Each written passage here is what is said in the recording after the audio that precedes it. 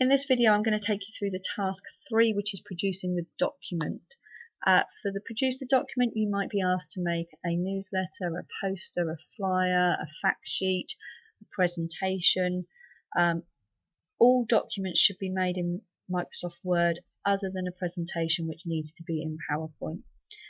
And there's just a few things that you need to remember with this. You're producing a functional document, so they want it to look attractive. So think about posters that you've seen or newsletters that you've seen. How do they look? And try and reproduce that.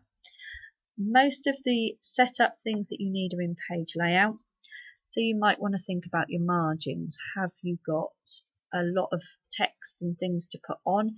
In which case you might want to go for a narrow margin, which just gives you a little bit more space on the page, or a moderate one that will just, again, give you that little bit more space. But you don't want huge blank spaces either in your document. Orientation, portrait or landscape. You should always be following the instructions in the test paper, so make sure you're ticking things off as you go. So it will tell you whether it wants it portrait or landscape at the very start of this task.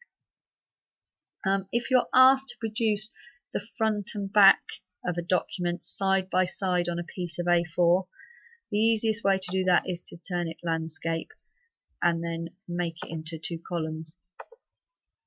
And then you've got the front one side and the back the other side, and you can use like text boxes or shapes or borders to make that more obvious that it's a front and back if you wish.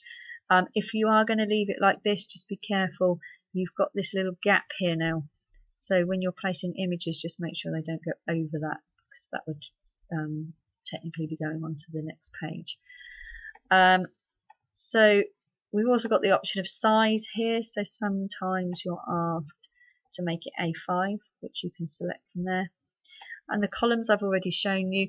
If you're going to be doing a portrait document, I would suggest you don't go any more than 2 columns. If you're doing a landscape and it's not for front and back purposes, then you could go to 3.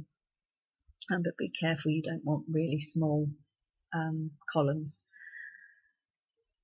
In design, you've got the options of page colours and page borders. Think about whether you need one of those. So for a poster, I would suggest that background colour is probably a good idea. Try and steer clear of these colours though, because they're a bit awful to look at. Most of them, they're just a bit too bright. So stick with the sort of mid-range here.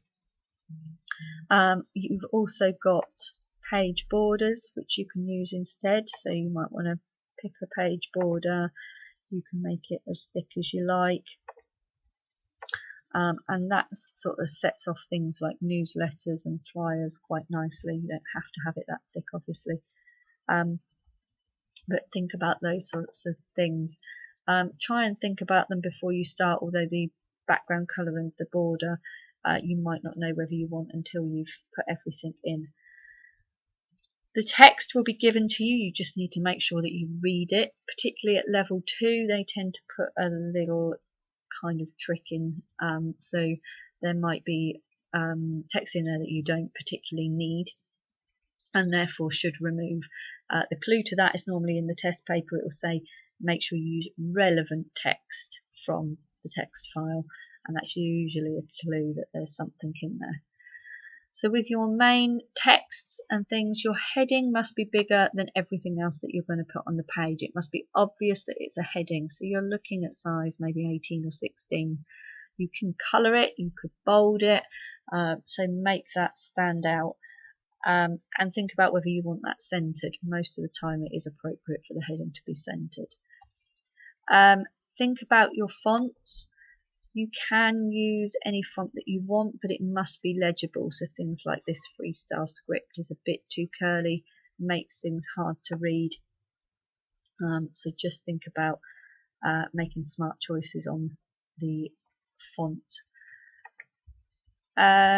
With your main text should generally not be much smaller than size 12. If you're making an A5 document, you may be going down to size 10 or 11. but on a A4 document really size 12 is about right. And if you've got any subheadings, they must be bigger than your main text but smaller than your heading. So if you've used size 18 for your main heading, then you could go to size 14 for your subheadings. So think about that. And again, they like consistency. So if you're putting underlining in on one of your subheadings, you need to put underlining in on your others. You'll also be asked to insert images. Images could be from a previous task that you've done, like searching the internet task, so you might be getting the image from there, or you will have a bank of images. So for example, on here we've got a bank of images and you need to pick ones that are relevant. Generally you're always putting a logo in, so for example this one, and logos should be smaller than any other image that you're putting on the page. They don't need to be massive and they need to be placed appropriately, generally at the top in one of the corners, but there might be other situations where you think it looks better elsewhere. And your main other images must be roughly the same size as each other. So if you put one image in, then make sure the other one sort of matches in size.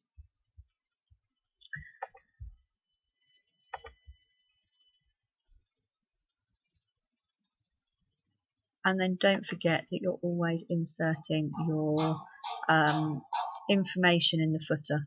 So insert footer, pop your information in there so that they know that it belongs to you. And that's all there is really to this. I would suggest that you search the internet for some examples of posters and newsletters and flyers, just so you've got a general idea. Think about how you would want things to stand out. So if you're doing a flyer and it's advertising something, then you might want to make that a different colour, or make it bold, or make it stand out somehow. So just bear that in mind. With a PowerPoint presentation, everything's pretty much the same. The only thing is that you need to make sure you make the right number of slides, and you also need to make sure that you do use a background colour. So you can use the preset designs if you wish, but make sure they're not too overpowering if you're going to do that.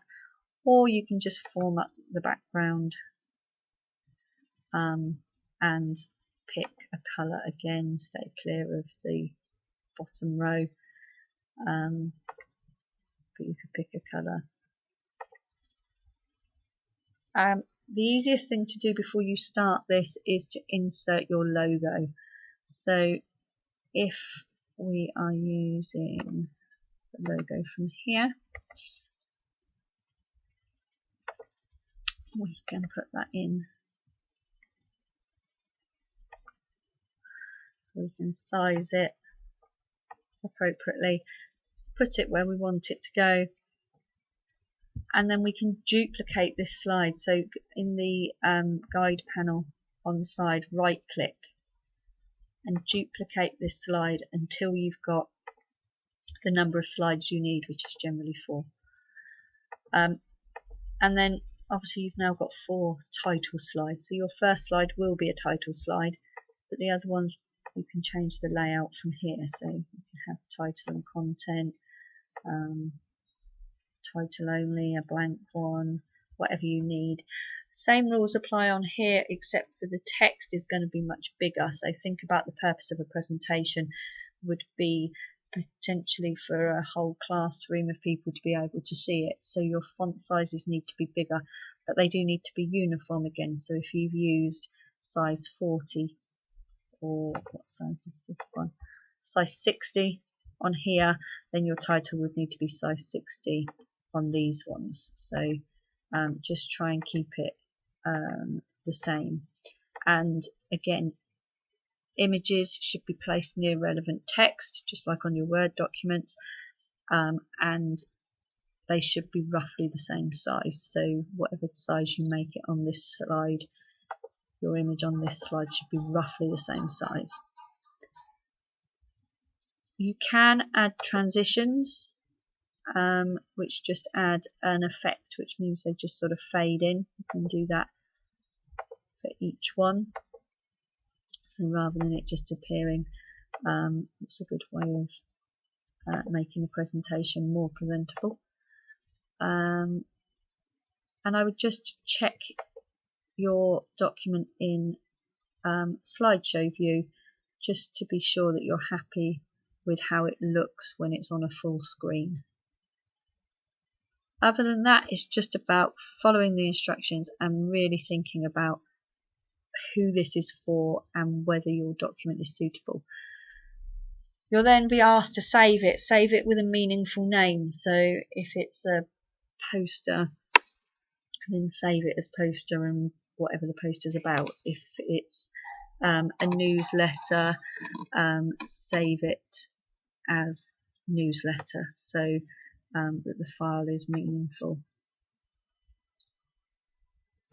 And that should be all that you need to know for the task 3. It's worth having a play around, have a go on some of those sets that are on the Pearson website, so that you're nice and practiced about different things that might come up.